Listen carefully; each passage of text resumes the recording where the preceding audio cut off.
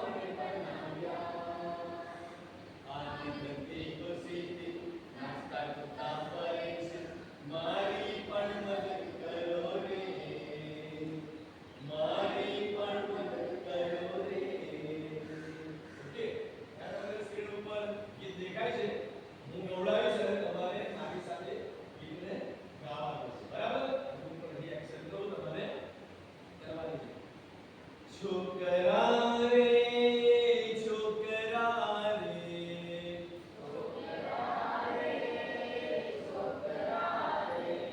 સાંભળો છો સાંભળો છો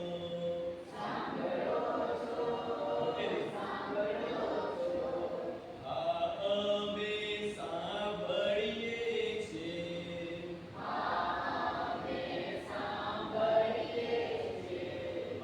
હા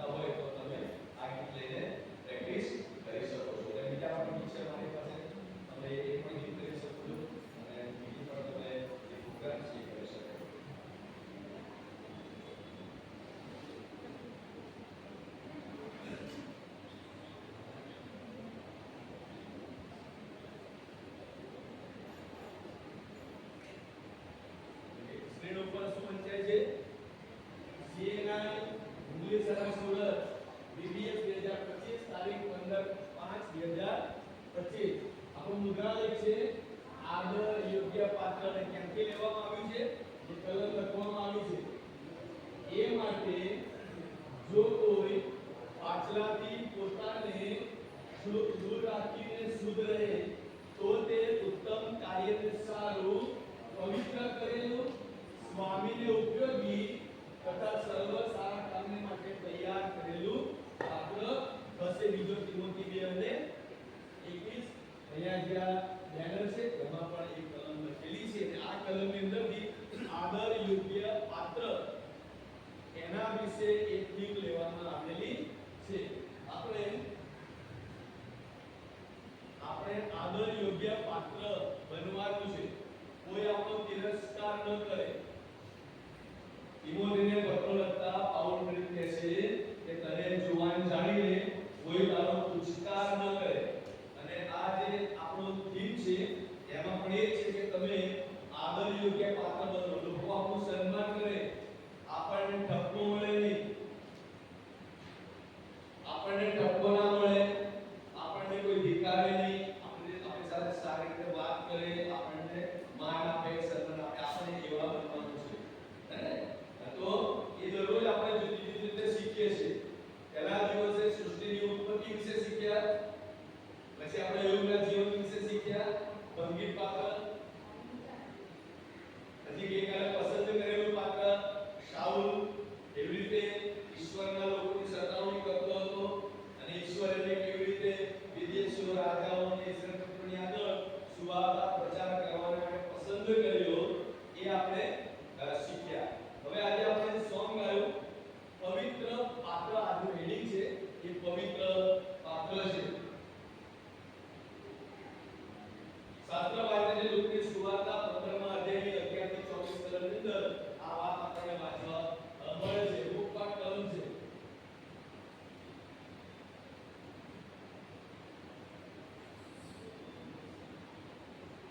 અને તમે મારા વિધિઓ પાળો ને તેમને અમલમાં લાવો, તમને પવિત્ર કરનાર યહોવા હું છું. યહોવા દેવે ઇસ્રાએલ પુત્રોને આ આજ્ઞા આપી, તમે મારા વિધિઓ પાળો. ઈશ્વરના નિયમો, ઈશ્વરના કાનૂનો, ઈશ્વરની આજ્ઞાઓ, ઈશ્વરના વિધિઓ પાળવાનું ઈશ્વરે કીધું છે. આપણે ભક્તિ સભામાં આવીએ છીએ, સંડે સ્કૂલમાં આવીએ છીએ, યુથ સ્ટડીમાં આવીએ છીએ, સિનિયર સિટીઝન સ્ટડીમાં આવીએ છીએ, મહિલા સંઘ સ્ટડીમાં આવીએ છીએ. આ બધા વિધિઓ ઈશ્વર મારફતે કરાવવામાં આવેલા છે. સેનાઈ ગુજરાત ડાયોસિસની વ્યવસ્થામાં એ સેનાઈ ગુજરાત ડાયોસિસ છે અને આપણી મંડળીઓએ આ વ્યવસ્થા બાઇબલમાંથી લઈને ગોઠવી છે. આ બીપીએસ પણ એ ઈશ્વરના વિધિઓ છે. તમારી સાથે પ્રભુના વચનો વહેંચવામાં આવે એટલા માટે બીપીએસ એક પણ બાઇબલમાંથી આ બધા જે કોન્સેપ્ટ લેવામાં આવ્યા છે. ઈશ્વરે કીધું તમે મારા વિધિઓ પાળો. જે બાઇબલમાં જણાવેલું છે એ તમે પાળો. પાળો ઉપરાંત તેને અમલમાં લાવો. એને અમલમાં લાવો. અને પછી કહે છે કે હું તમને પવિત્ર કરીશ.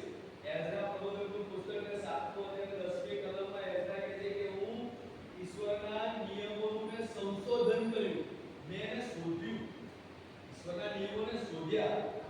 આપણે બાઇબલને અર્ધકચરો વાંચીએ છીએ, આચકનો વાંચીએ છીએ, એને ઊંડાણપૂર્વકનો અભ્યાસ કરતા નથી.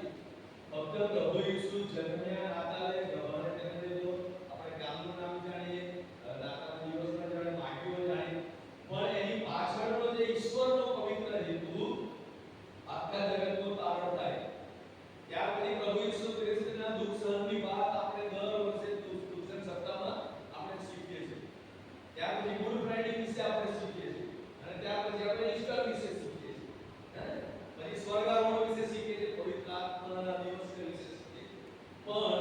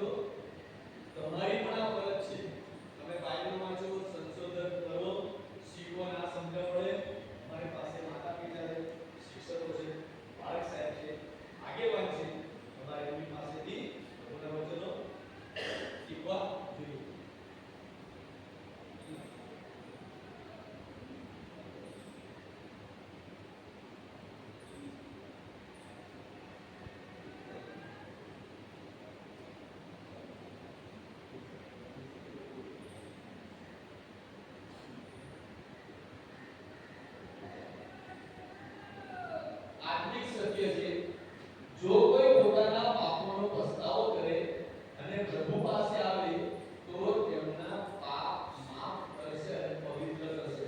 આ એક શરત છે.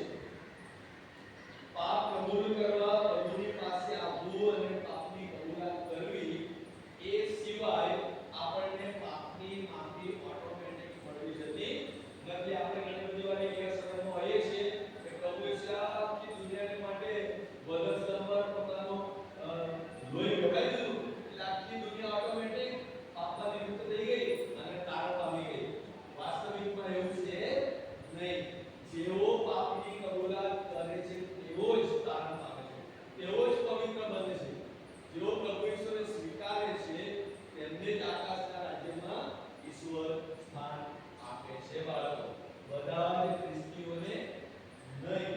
જેથી કરીને આપણે બાઇબલમાંથી શીખીને પ્રભુ ઈશ્વરની પાસે આવીએ.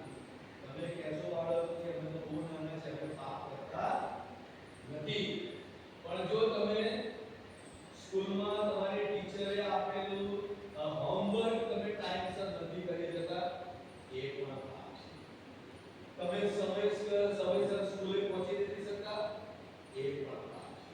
તમને સોંપેલું કામ તમે સમયસર ન કરીને મોડા, તમારા મમ્મીએ છોકરીને કીધું હોય કે બેટા આ ચાને કપ ધોઈ નાખ અને તમે આજ્ઞા ના પાડો, એ પણ પાપ છે. તમને તમારા પપ્પાએ કામ સોંપ્યું હોય અને તમે એ કામ ના કરો, તો એ પણ પાપ છે. તમારી લેવલના પાપ આ બધા છે. અને એથી કરીને દરેક જે જન્મ લે છે તેને પાપની કબૂલાત કરવી જ પડે. કોઈ નિર્દોષ નથી. બાઇબલ કહે છે એક પણ નિર્દોષ નથી. એથી કરીને પાપની કબૂલાત કરવી જ પડશે. જો એ કરીશું તો જ પવિત્ર બનીશું. પ્રભુએ આપણને કીધું કે તમે વિધિઓ પાળો, અમલમાં લાવો અને હું તમને પવિત્ર કરીશ. તમે તમારા માતા પિતાની પાસે શેની માંગણી કરો છો? મને જવાબ ઝડપથી. તમે તમારા માતા પિતા પાસે શું માંગો છો? કઈ રીતે શું? તમે શું માંગીશ તારા મમ્મી પાસે? તું શું માંગીશ? સાયકલ. પછી બીજું કોણ? બુક્સ. ઓકે. બીજા કોઈ? તમે શું માંગો છો તમારા મમ્મી પપ્પા પાસે?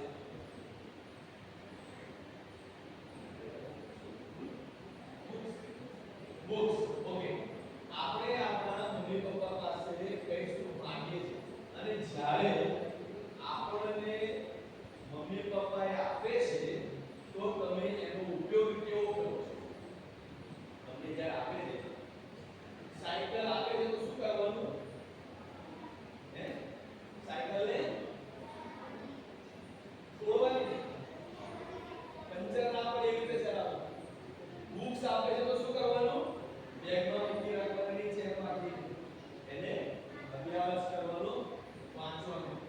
આપણને જ્યારે કોઈ ચીજ વસ્તુ આપણા માતા પિતા પાસેથી મળે છે કે બીજા આપણા સગાઓ કે મિત્રો પાસેથી મળે છે તો એને આપણે સાચવવાની, એની જાળવણી કરવાની. એને નુકસાન થશે, એને વેડફાઈ જાય, તૂટી જાય, નાશ થઈ જાય એવું કરવાનું નહીં. આજની વાર્તામાં એક દીકરાની વાત આવે છે, એક જુવાન છોકરાની વાત આવે છે. દુનિયામાં આજે દરેક વ્યક્તિ, દરેક જાતિ ધર્મના બધા લોકો, આખા વિશ્વના લોકો પોતાને માતા પિતા પાસેથી મિલકત મળે, પોતાનો હિસ્સો મળે, પોતાનો ભાગ મળે એવી ઈચ્છા રાખતા હોય છે કે મારા મમ્મી પપ્પા એ જે કમાયા છે એ ચાહે ઘર બનાવ્યું છે, ચાહે વાહનો વસાવ્યા છે, ચાહે બેંક બેલેન્સ છે, ઘરેણા છે, કોઈ પણ ચીજ વસ્તુ માતા પિતાએ વસાવી છે, બાળકો, છોકરાઓ પોતાના માતા પિતા પાસે અપેક્ષા રાખે. અને અપેક્ષા રાખે ખોટું નથી.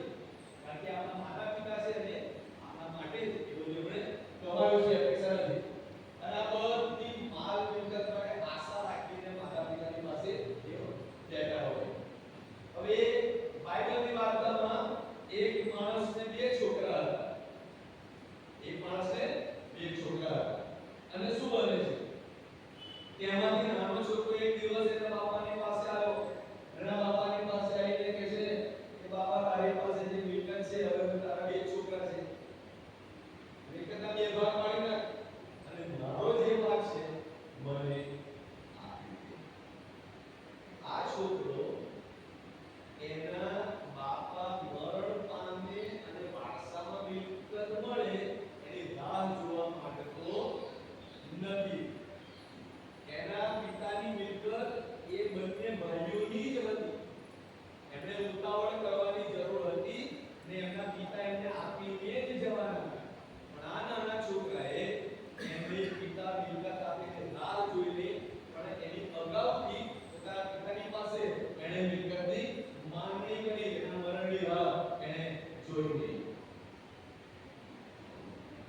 હવે નાના દીકરાએ પિતાને કહ્યું, પિતા મારો મિલકતનો ભાગ મને આપો. આ છોકરો ઈચ્છતો હતો કે મને ભાગ મળી જાય પછી હું એ મિલકતનું ગમે તે કરું.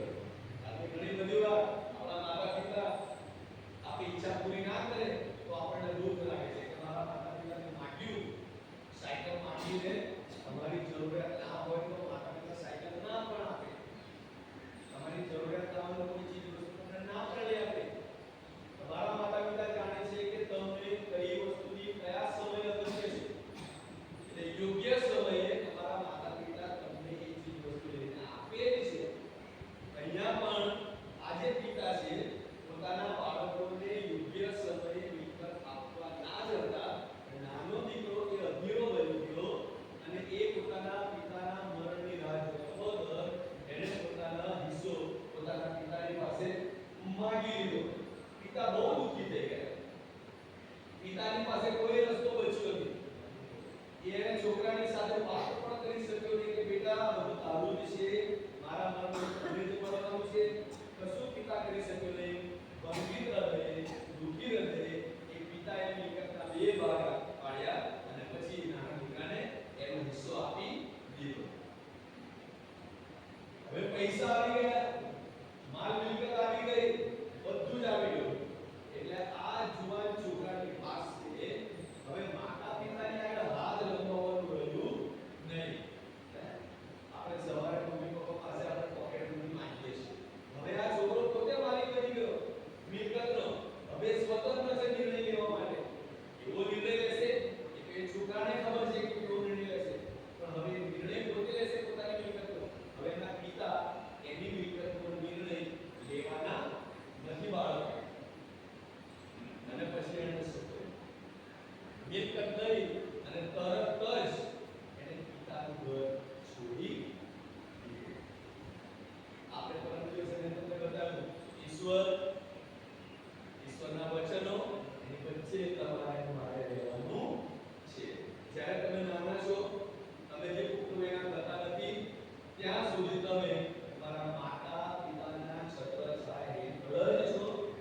એવો તમને જે કહે, એવો તમને જે શીખે એ જ તમારે કરવાનું છે. તમે જ્યારે પુખ્ત બનશો ત્યારે જાતે નિર્ણય લેતા તમે શીખવાના છો. ત્યાં સુધી તમે તમારા માતા પિતાની આધીનતામાં ઘણી બધી વાર એવું બનતું નથી. એવું જ આ નાના છોકરાના જીવનમાં બન્યું. એ નિર્ણય લેવા માટે સક્ષમ નહોતો છતાં પણ એણે પોતાનો મિલકત લઈને એવો નિર્ણય કર્યો, હવે મારે મારા પિતાની સાથે મારે રહેવું નથી અને ઘર છોડી અને મિલકત લઈને જતો રહ્યો. મિલકત લઈને જતો રહ્યો. આ એનો નિર્ણય યોગ્ય હતો, સાચો હતો કે ખોટો હતો એ આપણને ખબર નથી. એ છોકરાને પણ ખબર નથી કે એનો નિર્ણય સાચો છે કે ખોટો. ખબર નથી શું કરવાનું છે, ખબર નથી. પણ પૈસા હાથમાં આવ્યા એટલે ભાઈબંધો આવ્યા, બહેનપણીઓ આવી, બીજાઓ આવ્યા. પૈસા હતા, મિલકત હતી અને પછી જલસા થવા લાગ્યા. હોટલમાં જવા લાગ્યા, જે મન ફાવે ખાવા લાગ્યા, મોલમાં જવા લાગ્યા, કપડાં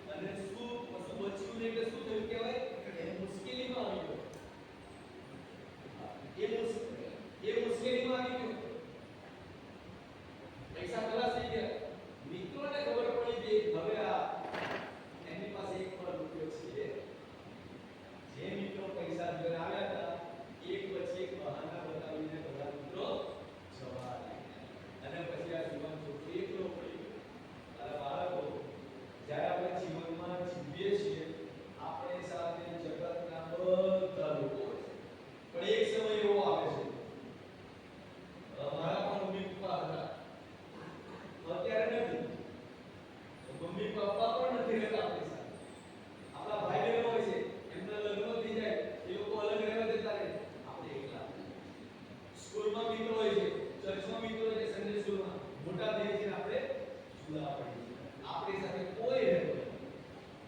આખી જિંદગી સુધી આપણી સાથે કોઈ રહેતું બધા છોડીને કોઈક ને કોઈક સમયે જતા રહે છે અને આપણે એકલા રહેવું પડે છે. પણ યાદ રાખીએ એ એકલવાયામાં આપણી સાથે ઈશ્વર હોય છે. પણ ક્યારે ઈશ્વર હોય છે? યોગ્ય નિર્ણય લેતા હોય ત્યારે.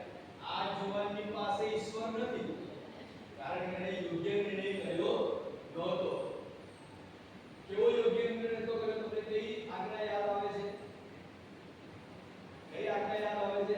ઈશ્વરે કીધું હતું 10 આજ્ઞાની એક આજ્ઞા કઈ યાદ આવે છે? તારા માનું તથા તારા બાપનું સન્માન કર. સન્માન કર એટલે એમની આજ્ઞાઓમાં જે કહે એ પ્રમાણે કર. આ જુવાન છોકરાએ એના પિતાની આજ્ઞા માની નહીં. આજ્ઞા ના માનવાથી મુશ્કેલીઓ આવે છે. દાખલા તરીકે તમે સ્કૂલમાં અભ્યાસ કરો છો. જૂન મહિના રજા છે. જૂન મહિનામાં તમારી સ્કૂલો શરૂ થશે. જૂન મહિનાથી તમારા દરેક જે સબ્જેક્ટ છે એનો પહેલા પાઠથી શરૂ થશે. દરેક સબ્જેક્ટમાં 20 થી 25 પાઠ હોય અને જૂન જાય, જુલાઈ જાય, મહિનાઓ પસાર થાય, નેક્સ્ટ યરનો માર્ચ મહિનો આવે ત્યારે પરીક્ષા ડિક્લેર થઈ જાય. હવે તમે જો જૂન મહિનાથી અભ્યાસ કરતા નથી, ક્લિયર કરતા હો છો અને જો પરીક્ષા ડિક્લેર થાય છે માર્ચ મહિનામાં નેક્સ્ટ યર, તો તમે એમાં ફેલ થવાના છો. હે રાઈટ? મારી વાત સાચી છે ને? શરૂઆત ક્યાંથી? પ્રથમ દિવસથી શરૂઆત કરવી પડે તો જ આપણે જીવનમાં આગળ વધી શકીએ. ત્યાં છોકરાએ આવું કર્યું. એણે રાહ જોવાની પિતા એને કે એને પિતાની આજ્ઞા માની, ઈશ્વરની આજ્ઞાનું ઉલ્લંઘન કર્યું. પિતાનું દિલ દુખાયું અને ઈશ્વરની વિરુદ્ધ એને નિર્ણય કર્યો. પ્રોબ્લેમ આવી ગયો અને પછી શું બન્યું? અચાનક આ છોકરાની પાસે પૈસા ખલાસ થયા અને તરત જ એ દેશમાં દુકાળ પડ્યો. જે દેશમાં રહેવા ગયો હતો ને, અને એવું બન્યું કે પૈસા ખલાસ થઈ ગયા, દુકાળ પડ્યો. દુકાળ પડ્યો એટલે અનાજ પાક્યું નહીં. બધાની પાસે પૈસા નહીં, અનાજ મોંઘું થઈ ગયું. પૈસાનો અભાવ એ ખરીદી ના શકે. જે ઘર ભાડે રાખીને રહેતો હતો એ ઘરનો માલિક એને કાઢી મૂક્યો. હવે સુવાનું ક્યાં? ખાવાનું શું? જે કપડા હતા એ બધા વેચાઈ ગયા. મિત્રો હતા એ લઈ ગયા. પહેરવાના કપડા ઓછા રહ્યા એની પાસે. હવે એને પ્રોબ્લેમ્સ ક્રિએટ થવા લાગ્યા. એને રડવું આવવા લાગ્યું. આંખમાંથી આંસુ આવવા લાગ્યા. ભૂખ લાગેલી. નાવાનું પાણી પણ કદાચ નહીં હોય, કેમ કે એને પણ નવડાવે. એની પાસે ઘર બચ્યું નહોતું. કપડા ગંદા ટુકડા થઈ ગયા હતા. કદાચ એને માંદગી પણ આવી શકે છે. અને પછી ભૂખ લાગવાને કારણે એને ત્યાં એ શહેરમાં રહેતા એક માણસને ત્યાં નોકરી શોધી. સાહેબ મને નોકરી આપો. નોકરી આપો એટલે કીધું કે સાહેબે કીધું કે ભાઈ મારા ઘરે તો ભૂંડો છે. આ ભૂંડોને ત્યાં લઈ જા, ખેતરમાં મને ચરાઈ લે. ભૂંડો તો કેવો હોય? મોટા મોટા ભૂંડો હોય. અને બાઇબલ એ ભૂંડોને અશુદ્ધ કહે છે. એક શાસ્ત્રમાં ભૂંડોને અશુદ્ધ કીધા છે. એ અશુદ્ધને ઈશ્વરની બનાવેલી કૃતિ માણસ, ઈશ્વરે માણસને પોતાના હાથે બનાવ્યો. પહેલા દિવસે શીખ્યા કે છઠ્ઠા દિવસનો પાછો ઈશ્વરે પોતાના હાથે માટીથી માણસ બનાવ્યો. આદમ બનાવ્યો. એ પવિત્ર માણસ અશુદ્ધ જાનવરની રખેવાળી કરવા લાગ્યો. બહુ જ ભયંકર પરિસ્થિતિમાં આવ્યો. ગંદા જાનવરની રખેવાળી કરવાનો મોકો મળી ગયો. એની પોતાના ખરાબ નીતિને બાળકો આપણા ખરાબ નીતિ તમારા ખરાબ નીતિ તમને વિકટ પરિસ્થિતિમાં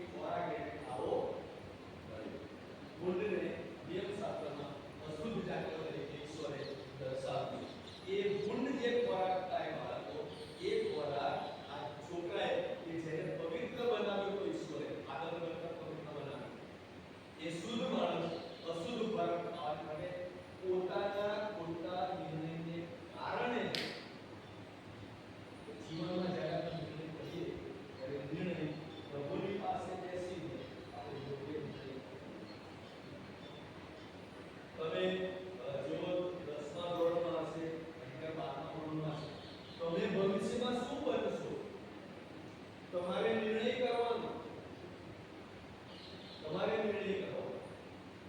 નાની નાની વાતે ઈશ્વરને પૂછવાનું, પ્રભુ હું આ કરું, પ્રભુ હું આ કરું, અને પ્રભુ તમને કહેશે કે આ તો કરવાનું, પ્રભુ ના પાડશે તો આપણે. આ છોકરાએ ઈશ્વરની આજ્ઞા માનીને બાપનું સન્માન કર્યું અને ભૂંડોનો ખોરાક ખાવાનું અને મન થયું. એને ખાધો નથી પણ એને મન થઈ ગયું. પણ પછી એ ઈશ્વરનો વારક તો હતો જ, પણ પડી ગયો.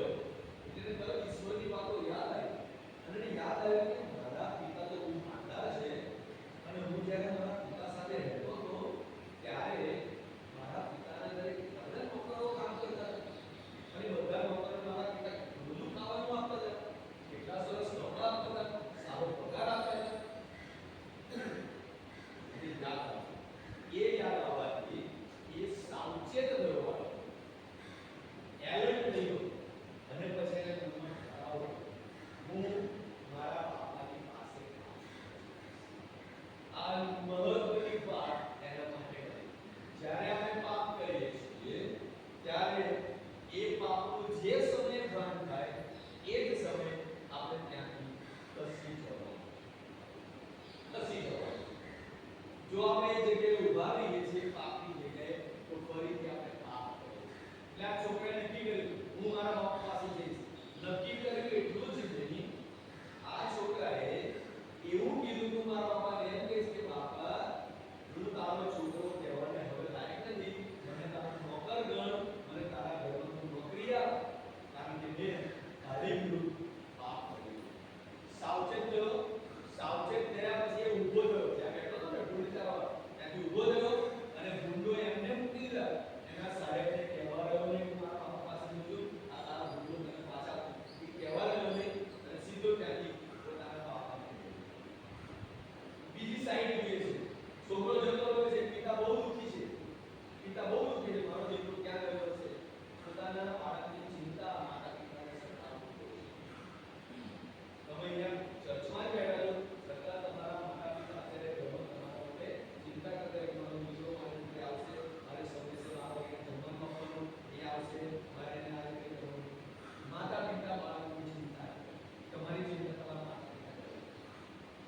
આ છોકરાના પિતા ઘરે ચિંતા કરતા હતા અને દરરોજ એમના ઘરની આગળ જે રસ્તો હતો એ જોયા કરે કે કદાચ મારો દીકરો પાછો આવે તો વાટ જોતા હતા. અને પેલો છોકરો સામેથી આવી ગયો છે અને બાપ સામે દોડ્યા અને સામે દોડીને છોકરાને ભેટ્યા. છોકરાએ કીધું કે બાપા સાંભળજો, બાઇબલ કહે છે છોકરાએ કીધું બાપા મેં આકાશ સામે અને તારી વિરુદ્ધ પાપ કર્યું. આકાશ સામે એટલે ઈશ્વર વિરુદ્ધ પાપ. આકાશ સામે એટલે ઈશ્વર વિરુદ્ધ પાપ. મેં આકાશ સામે પાપ કર્યું એટલે ઈશ્વર વિરુદ્ધ પાપ કર્યું છે અને પછી આકાશમાંના પાપનું સામે પાપ અને પૃથ્વી પરના પાપની સામે પણ પાપ. એને બે બાપાની માફી માંગી. એક પોતાના આત્મિક પિતા ઈશ્વર પિતા અને બીજા દૈહિક પિતા એ પૃથ્વી પરના પિતા. બંને પિતાને એને માફી. એના જીવનમાંથી પાછો ફર્યો અને પિતાની એને માફી માંગી. એનું જીવન ક્યાં ચેન્જ થયું. હવે આખી પરિસ્થિતિ બદલાઈ ગઈ છે. એને એની મિલકત તો લઈને જતો રહ્યો. હવે આ ઘરમાં એનું કશું બચ્યું નથી. એની કોઈ મિલકત નથી. એને તેના ઘર સાથે સંબંધ કાપી નાખ્યો. એના પિતાએ સંબંધ કાપ્યો નહોતો. એના છોકરાને સ્વીકાર્યો. એના નોકરોને કીધું એક વાછરડું કાપો, આને નવડાવો, સારામાં સારા કપડાં પહેરાવો, એને સોનાની પેટી આપો, એને સારામાં સારા જોડા પહેરાવો, શૂઝ પહેરાવો, એને તૈયાર કરો. અને બધાને ભેગા કરીને એના પિતાએ મોટી વિચાર એને પવિત્ર કર્યો ઈશ્વરે. ક્યાં પવિત્ર કર્યો? એને પાપની કરુણા કરી ત્યારે. જતો રહ્યો ત્યારે શુદ્ધ બની ગયો. અશુદ્ધ જાનવરની સાથેનો વસવાટ કર્યો. અશુદ્ધ મિત્રોની સાથેનો વસવાટ કર્યો. ગુંડા મિત્રોની સાથેનો વસવાટ કર્યો. પણ ઈશ્વર એની રાહ જોતા પાછો ફર્યો. ફરી તેને નોંધાયો. એ નોંધાયો તેના શરીરનો મેલ તો દૂર થયો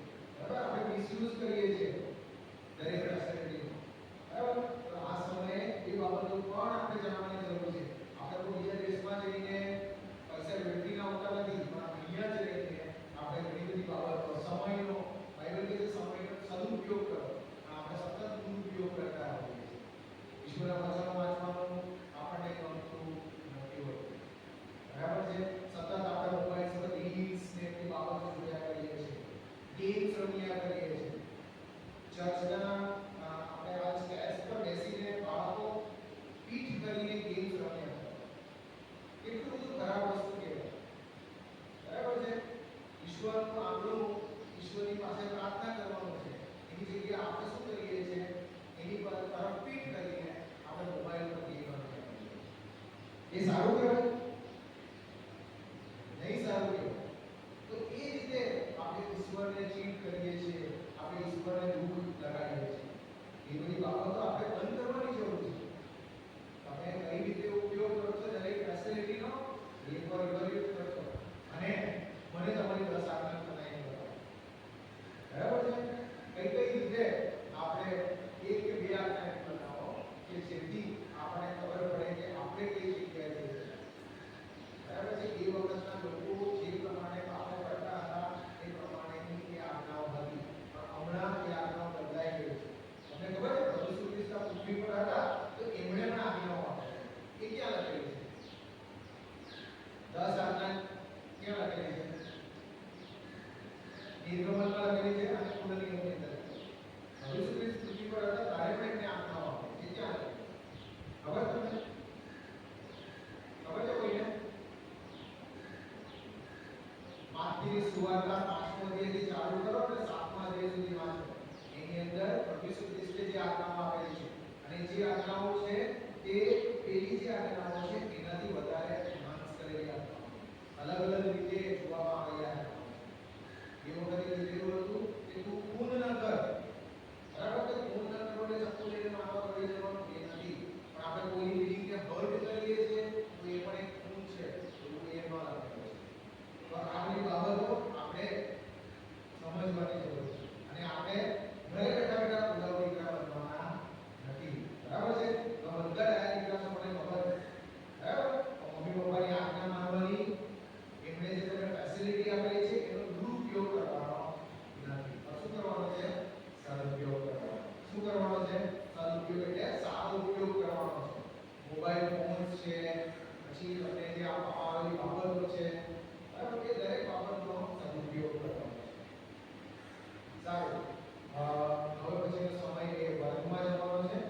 ટીચર્સ તમને જે કહે એ પ્રમાણે ઇન્સ્ટ્રક્શન સાથે તમારે કામ કરવાનું છે. 10 વાગે ફરી પાછા આપણે અહીંયા બ્રેક માટે ભેગા મળીશું નાસ્તો કરવા માટે. ત્યારબાદ ટીચરની પરમિશન લઈને જો તમારે ઘરે જવું હોય, તમે કોઈ વસ્તુ ભૂલી ગયા છે તો ટીચરને ઓબે કરવાનો છે, પણ અહીંયાથી પ્રીમાઇસીસ છોડવાની નથી. 12:30 વાગ્યા સુધી તમે બીબીએસમાં છો. મમ્મી પપ્પાના માઇન્ડસેટમાં પણ એવું છે. બરાબર છે? એટલે બહાર પણ નથી જવાનું. તમે જો છૂટી ગયા છો તો પહેલા ઘરે જવાનું છે. મમ્મી પપ્પાને અવેર કરવાના છે કે અમે બીબીએસમાંથી આવી ગયા છે. બરાબર છે? એ બાબત તમારે જણાવવાની છે ઘરે. બરાબર છે? ઓકે? પાળસર બહુ અઘરા છે. બરાબર? આપણે આલુ પૂરી ખાવા જઈએ છીએ. બરાબર? તો એ પહેલા જઈને ઘરે જવાનું છે, બાઇબલ જોવાનું છે, મમ્મી પપ્પાને કહેવાનું છે, પછી મમ્મી પપ્પાની પરમિશન લઈને તમારે જે કામ કરવું હોય. બરાબર? એટલે ધ્યાન આપજો. ઓકે? 12:30 વાગે તમારે ઘરે જવાનું. બરાબર? અને બાય ધ ટાઈમ આજે 9 વાગ્યાથી માંડીને જે સમય છે એમાં ટીચરની પરમિશન વગર કોઈ જગ્યાએ જવાનું નથી. ઘરે પણ જવાનું નથી. બરાબર છે? દિવસ બોર્ડ આવ્યો છે. એ મને કીધું કે મારો કામ ભૂલી ગયો છે. તો મને પૂછ્યું અને પછી મેં કીધું કે આપણા છીએ. બરાબર છે? તો બધી બાબત ટીચરને ખબર હોવી જોઈએ. બરાબર? ટીચરને કીધા વગર કોઈ જગ્યાએ જવાનું નથી. એ દાદા પર બેસીને પણ વાતચીત કરવાની નથી. બરાબર? શૂઝ પહેરવાનું ક્લાસની અંદર. ઓકે? હું ભાડા સાહેબને વિનંતી કરીશ કે તેઓ આવશે અને આ પ્રાર્થનામાં જોશે ને ત્યાર પછી આપણે વર્ગની અંદર જઈશું. આજે 4 તારીખ. બરાબર છે? કાલે કોણ બોલેલું હતું? 3 તારીખ.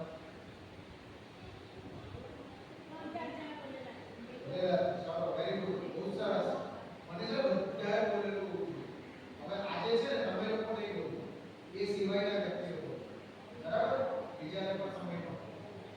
4 કલાક અને આ મુદ્રા લે. બરાબર? આ તો એક યોગ્ય પાત્ર જે મુદ્રા લે છે. બીજું તિમોથી 2